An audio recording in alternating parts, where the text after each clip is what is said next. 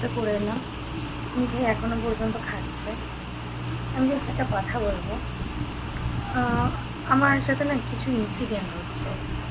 তার মধ্যে একটা হলো, অনেক সময় আমি ওয়েব সিরিজ দেখার জন্য অনেক লেটে ঘুমাই।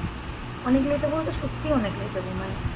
তখন যখন আমি মিঠাইয়ের সাথে যখন কথা বলি, আর 5টা বাচ্চাটা ঘুমালে কী হয়, গভীর ঘুমে একদম পুরো আচ্ছন্ন হয়ে গেছে, মানে একদম পুরো পাগলের মতন ঘুমাচ্ছে, ডাকলে সারা নেই। কিন্তু আমার মেয়েকে এক ডাক দেবো, আমার মেয়ে তাকাবে। তখন আমি না ডাকলেও আমার মেয়ে অটোমেটিক্যালি হাসবে, কেমন একটা অঙ্গভঙ্গিমা করতে থাকে রাত্রের দিকে বেসিক্যালি।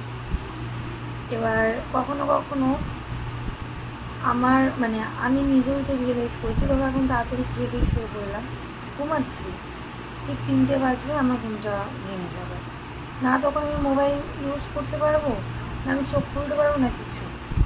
ঠিক 3:30 বাজবে, আমি উঠে নিয়ে বাথরুমে যাব।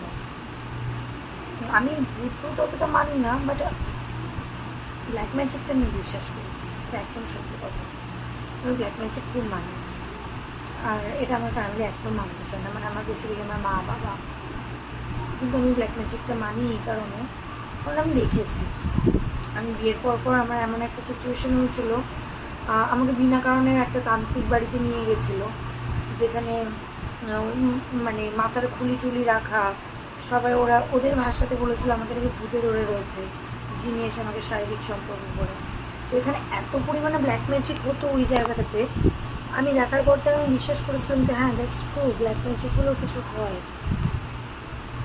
কিন্তু আমাদের সাথে এখন যে ইনসিডেন্টটা হচ্ছে, সেগুলো না মানে আমরা কাউকে এক্সপ্লেন করতে পারছি না। মানে ঠাকুরের নাম নেই, তবুও বাড়িতে গোপাল রয়েছে আমাদের, তারপরে এই সমস্ত জিনিস হওয়ার কথা নয়, তবুও জানি না কেন আমাদের সাথে এই জিনিসটা হচ্ছে।